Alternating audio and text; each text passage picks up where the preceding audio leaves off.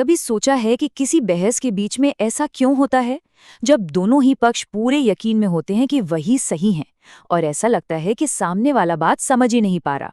आज हम इसी पहेली को सुलझाने वाले हैं। आखिर हम सबको क्यों लगता है कि हम ही सही हैं? ये सवाल हम सबके दिमाग में कभी ना कभी तो आता ही है, चाहे वो दोस्तों के साथ कोई छोटी मोटी बहस हो, घर में किसी बात पर राय अलग हो या फिर ऑफिस की मीटिंग। हर कोई अपने पॉइंट पर अड़ा रहता है, पर ऐसा होता क्यों है? इसके पीछे ना एक बहुत ही दिलचस्प मनोवैज्ञानिक वजह है। अब ये सवाल सुनने में तो काफी उलझा हुआ लगता है ना? लेकिन मजे की बात यह है कि इसका जवाब हमारे अंदर ही बहुत गहराई में और बहुत ही सीधे साधे तरीके से छिपा हुआ है। और वो जवाब है क्योंकि हम सभी के अंदर थोड़ा ही सही पर एक नार्सिसिस्ट छिपा होता है। जी हाँ, ये बात हम सब पर लागू होती है। अब ये शब्द सुनकर घबराने की जरूरत नहीं है, इसे ठीक से समझते हैं। नार्सिसिज्म का सीधा सा मतलब है आत्मप्रेम, खुद को अहमियत देना। लेकिन जैसा कि हम आगे देखेंगे, इस आत्मप्रेम के भी दो अलग अलग पहलू होते हैं। लेकिन यहाँ एक बहुत जरूरी बात है, सारा नार्सिसिज्म एक जैसा नहीं होता। इसके दो बिल्कुल अलग रूप हैं और हमारी सारी बातचीत की जो समस्याएं हैं ना, वो यहीं से पैदा होती हैं। इसको ऐसे समझिए, एक होता है हेल्दी नार्सिसिज्म।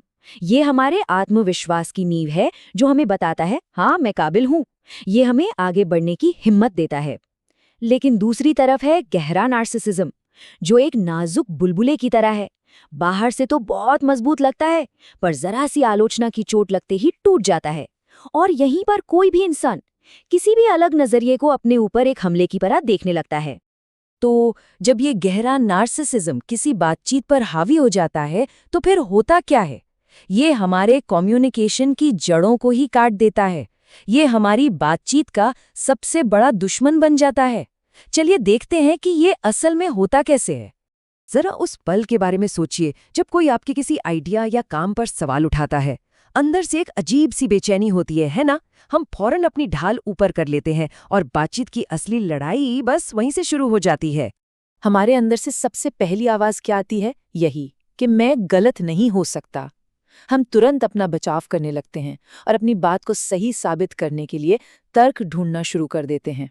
पर ये जो डिफेंसिव होने की आदत है, ये आती कहाँ से है? इसकी जड़ है सहानुभूति, यानी एम्पैथी की कमी में। जब हम अपना बचाव करने में इतने बिजी हो जाते हैं, तो हम ये सोचने की ताकत ही खो देते हैं कि सामने वाला ऐसा सोच क्यों रहा है। हम उनके नजरिए को महसूस करना ही बंद कर देते हैं। इसका एक बहुत ही शानदार उदाहरण महान लेखक लियो टॉल्स्टॉय की कहानी में मिलता है। उनकी और उनकी पत्नी की डायरिया झगड़ों से भरी पड़ी हैं और दोनों ही अपनी अपनी डायरी में खुद को सही और दूसरे को गलत ठहराते थे। उनकी असली समस्या बहस का टॉपिक नहीं था, बल्कि ये थी कि दोनों अपनी अपनी दुनिया में इतने डूबे हुए थे कि एक दूसरे का नजरिया देख ही नहीं पा रहे थे। और ये कहानी इस बात को बहुत अच्छे से दिखाती है कि असलियत में हर इंसान खुद को अपनी कहानी का हीरो समझता है। हमारी दुनिया हमारे आसपास ही घूमती है और हमारा नजरिया हमारे लिए सबसे ज्यादा मायने रखता है। और जब हम अपनी कहानी के हीरो बन जाते हैं ना, तो हम बातचीत की सबसे बड़ी गलती कर बैठते हैं। हम समझने के लिए सुनते ही नहीं, हम जवाब देने के लिए सुनते हैं। हम बस चुपचाप अपनी बारी का इंतजार करते हैं ताकि हम बता सकें कि हम क्यों सही हैं। तो सवाल ये है कि क्या हम इस चक्कर को तोड़ सकते हैं? क्या सही होने की इस लड़ाई से बाहर निकलने का कोई रास्ता है? बिल्कुल है। और ये रास्ता 3 बहुत ही आसान लेकिन बहुत शक्तिशाली कदमों से होकर जाता है। ये 3 कदम हमारी बातचीत को पूरी तरह बदल सकते हैं। पहला है सहानुभूति, मतलब सिर्फ सुनना नहीं, बल्कि ये महसूस करने की कोशिश करना कि सामने वाले को कैसा महसूस हो रहा होगा। दूसरा, ध्यान से सुनना, मतलब जब कोई बोल रहा हो तो अपने दिमाग में जवाब तैयार मत कीजिए, बल्कि उनकी बात को सच में समझने की कोशिश कीजिए। और तीसरा, जो सबसे मुश्किल है, वो है नजरिया बदलना। ईमानदारी से खुद को उनकी जगह पर रखकर सोचिए कि अगर आप उनकी जगह होते तो आपको कैसा लगता। तो इन तीनों कदमों का निचोड़ क्या है?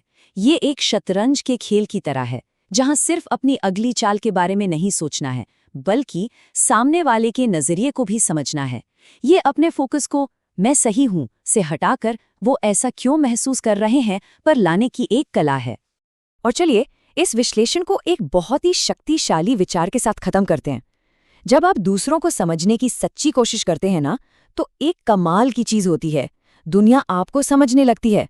तो अगली बार जब किसी बहस में हो तो खुद से ये सवाल पूछिए, क्या आप सिर्फ सही साबित होना चाहते हैं या सच में समझना चाहते हैं?